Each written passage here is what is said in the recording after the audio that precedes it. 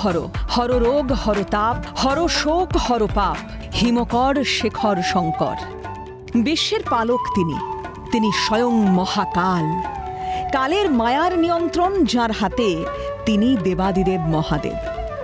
জীবনের গতি পেতে তাই বারবার ছুটে যেতে হয় বাবার দরবারেই। এমনই এক শৈব তীর্থ নন্দীগ্রামের রেয়াপাড়ার মহারুদ্র সিদ্ধনাথ শিব ঠাকুর জিউ মন্দির।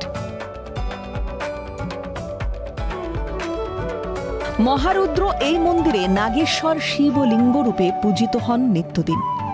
এই মন্দিরে তেমন কোনো আড়ম্বর নয়, বরং ভক্তের যৎসামান্য আয়োজন আর বন্দনাতেই তুষ্ট মহাকাল। ইতিহাস প্রাচীন, বহুল চর্চিত এই মন্দিরের হাল ফেরাতে উদ্যোগী রাজ্য সরকার। মুখ্যমন্ত্রীর মহান প্রচেষ্টায় মন্দিরের সৌন্দর্যায়নে খুশি মন্দির কর্তৃপক্ষ। মন্দিরের হাল ফিরলে বাড়বে দর্শনার্থী, লাভের মুখ দেখবেন স্থানীয় বাসিন্দারাও। নন্দীগ্রাম 1, 2, 3 উপরে যে জায়গা জমিগুলো আছে সেগুলোতে আমরা ঠিক মতো ধান পান পাই না। স্বাভাবিক কারণে সেগুলো থেকে না পাওয়ার ফলে উন্নয়নমূলক কাজ করা ব্যাহত হচ্ছে। আমরা সরকারের বাহাদুরের কাছ থেকে যদি সাহায্য পাই, আরো কিছুটা পরিপাটি করে সাজিয়ে গুছিয়ে মন্দির উন্নয়ন করা যাবে। এখানে যদি সরকার বাহাদুরের দ্বারা সাহায্য পাই, আমাদের যেটুকু সৌন্দর্য আছে আরো তাকে মনোরম করতে পারবো। এবং এই শিব মন্দিরের ইতিহাস আমাদের রাজ্যের বাইরেও এর সুনাম আছে, প্রতিপত্তি আছে। সৌন্দর্য হলে আরো লোকজনের আবির্ভাব হবে সরকারের সাহায্য প্রদান পেলে। তো আমরা বেজায় খুশি। আমরা 100% খুশি আছি তো, এবং এটা তো কি বলে খুব ভালো। এই পরিবেশও ভালো আছে, এখানে সব উন্নতির জন্য করছেন, মানে খুব ভালো। তো আরো খুব ভালো, প্রচুর যাত্রী আসবে আর আমাদের বিক্রিও বাড়বে তখন। ভক্তদের বিশ্বাস এই মন্দির খুবই জাগ্রত।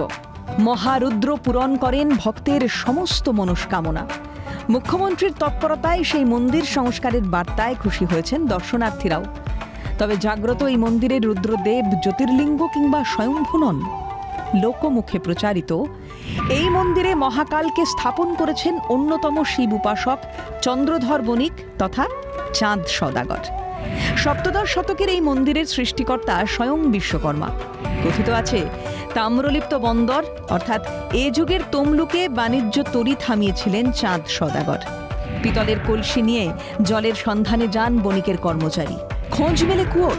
যে কুয়োয় জল ভরতে গিয়ে দেখেন পিতলের কলসি পরিণত হয়েছে সোনায়।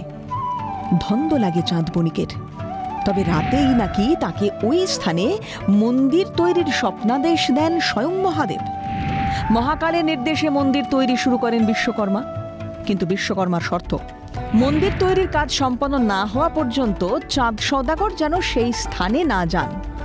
যদিও অপেক্ষা করতে না পেরেই মন্দির দর্শনে চলে যান চাঁদ বণিক। শর্তমতো কাজ শেষ না করেই চলে যান দেব কারিগর বিশ্বকর্মা। অসম্পূর্ণ থেকে যায় মন্দিরের চূড়া। শোনা যায় এরপর মন্দিরের চূড়া এক তালপাতা দিয়ে ঢাকার ব্যবস্থা করা হয়েছিল, কিন্তু সেই পাতা মন্দিরের পাশের একটি স্থানে এসে পড়তেই দৈবিক কাণ্ড। মন্দির সংলগ্ন ওই স্থান পুকুরে পরিণত হয়।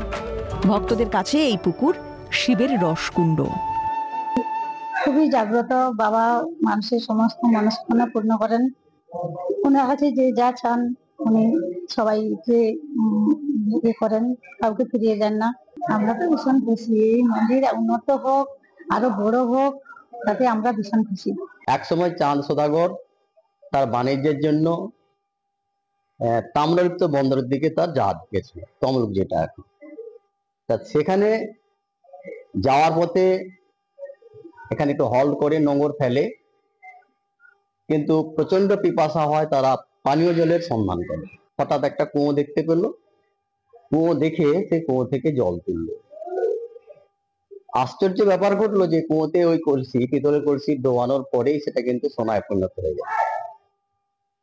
সে খুব এক্সাইটেড হয়ে চাঁদ সওদাগরের কাছে গেল। চাঁদ সওদাগর তো তা দেখে সারা রাত সেটা ভাবতে লাগলো, এবং তাকে স্বয়ং শিব ঠাকুর একটা স্বপ্ন দেয় যে আমি এখানে বিরাজ করছি, তুমি এখানে আমার একটা মন্দির করে দাও। তবে মনসা মঙ্গল কাব্যে এই মন্দিরের উপস্থিতি থাকলেও মন্দির সংস্কারের সময় ইটের আকার আকৃতি দেখে প্রত্নতত্ত্ববিদদের মত এই মন্দির সম্ভবত সেন বংশের আমলে তৈরি। রেয়াপাড়ার মহারুদ্রের এই মন্দির দৈর্ঘ্যে 23 ফুট, উচ্চতা 50 ফুট। সংস্কার আর সৌন্দর্যায়নে মন্দিরের প্রাচীনত্বের তেমন কোনো চিহ্ন চোখে না পড়লেও ভক্তিতে নেই কোনো খামতি। মন্দিরের প্রতি নজর রয়েছে রাজ্য সরকারেরও। 2010 সালের পর থেকেই চলেছে এই মন্দিরের ঐতিহ্য রক্ষা ও সংস্কারের কাজ। আগামী দিনেও এই মহারুদ্র সিদ্ধনাথ শিব ঠাকুর জিউ মন্দিরের রক্ষণাবেক্ষণের সমস্ত ভার প্রশাসনের, তা নিশ্চিত করেছেন স্বয়ং মুখ্যমন্ত্রী।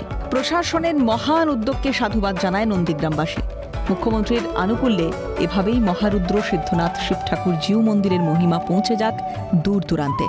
বাড়ুক ভক্ত সমাগম, বর্তমানের মাঝেই বেঁচে থাক প্রাচীনত্বের অস্তিত্ব।